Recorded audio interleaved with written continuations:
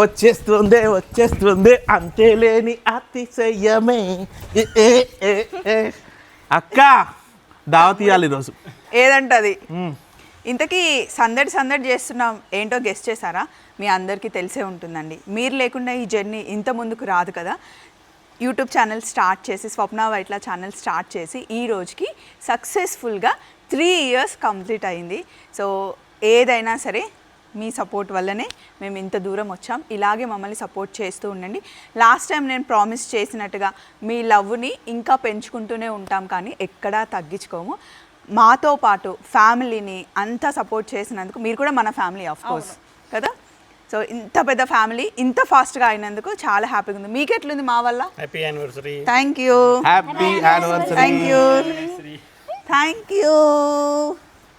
So love you all. Bye. Bye.